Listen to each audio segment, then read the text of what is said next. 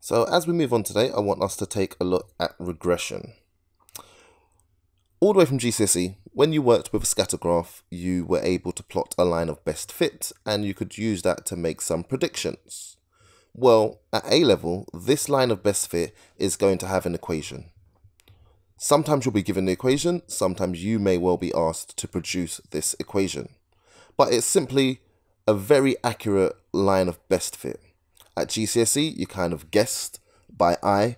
We asked you to place your ruler and to try and get the same amount of points above the ruler as you had below the ruler and make sure it followed the direction or the trend of the data and to sketch that line. Now we have an equation and we can make inference from that equation. Regression and correlation go hand in hand, and the idea that we want to use this line to make predictions is only a good idea if we know that there is strong correlation. If we know that those points already closely follow a straight line, then the straight line is useful to use. So we don't usually want to use regression analysis with weak correlation. We really want strong correlation, regardless if it's positive or negative, and then we can be confident in the predictions that we make.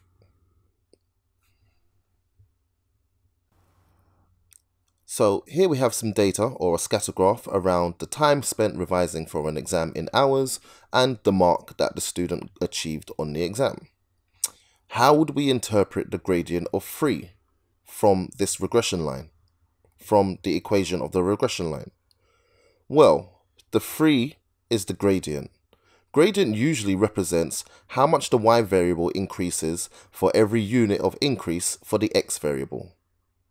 In context, in this particular case, for every extra hour spent, we would expect the exam mark to increase by 3. Or a student will gain an extra 3 marks in the exam for every hour that they spend revising. Similarly, how would we interpret the y-intercept of 20? Well, the intercept in general is the y value when x equals 0. So in context, this is going to be the number of marks we would expect a student to achieve if they had 0 hours of revision. So the mark they would get with no revision.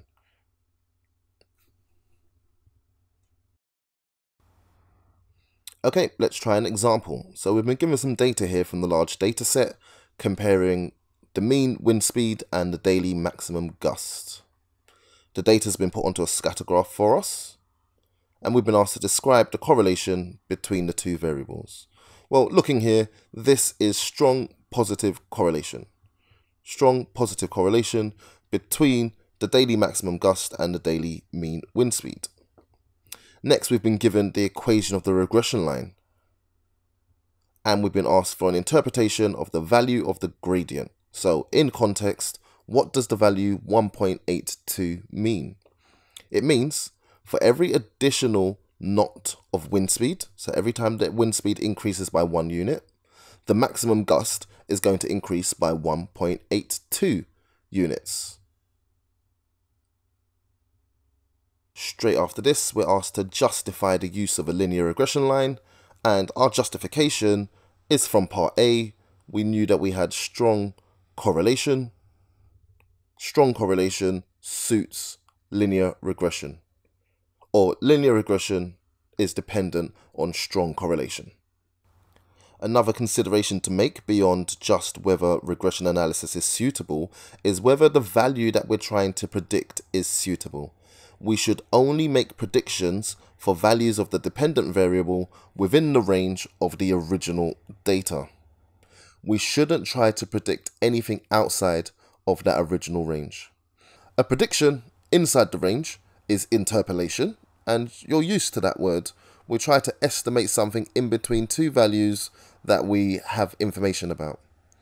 If we try to make a prediction outside of those two values, this is referred to as extrapolation. And that point is exaggerated a bit in this cartoon. Yesterday, this bride had 0 husbands. Today, she has 1 husband. And if we plot that on a linear graph, or if we assume a regression line from there, we can predict that actually she's going to have multiple husbands by the end of the week. Now, obviously, that will be a ridiculous prediction to be made, and that's an exaggerated example of extrapolation.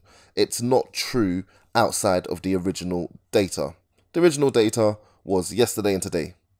Shouldn't be able to make any predictions beyond those two.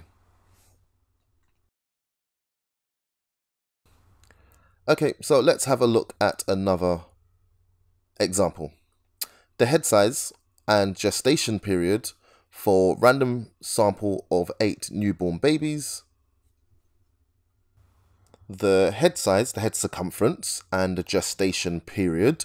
Gestation period is how long a woman is pregnant with her child. For a random sample of 8 newborn babies at a clinic are recorded. Scatter graph below shows the results.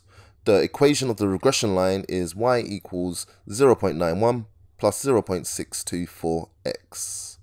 The regression equation is used to estimate the head circumference of a baby born at 39 weeks and a baby born at 30 weeks.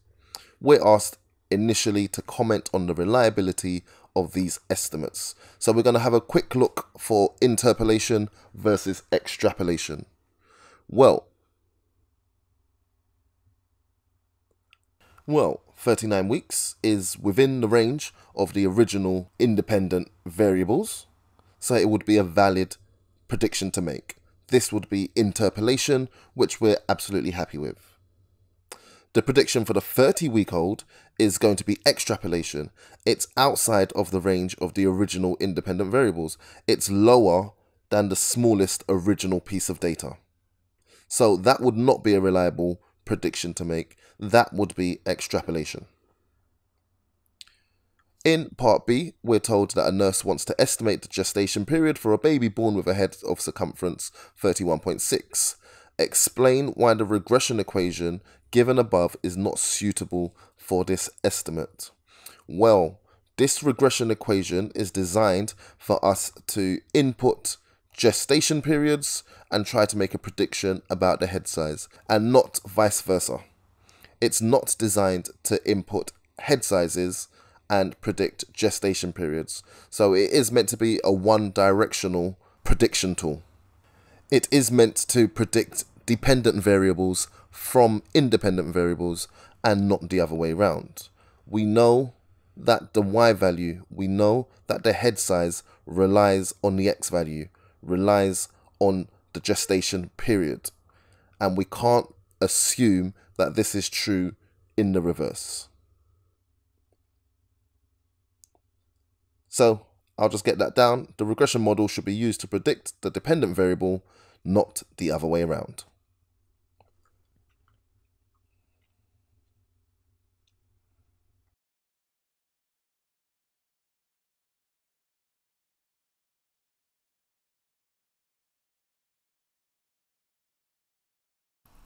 Okay, and we're just about finished, but before you move on to some practice questions, let's take a quick look at the specification and exactly what it is that students are expected to be able to show, exactly what the examiners are anticipating you will be confident on. While you read through that, I want to quickly remind you that it will be sensible for you to come back and watch this video at a later date, maybe come back in 2 or 3 weeks or before an assessment, and as you watch through the second time round, because you've done your practice, a lot of what you go through here should resonate with you much more. And you have a chance to really embed your understanding of the difficult concepts, the ones that have been flagged up as A star.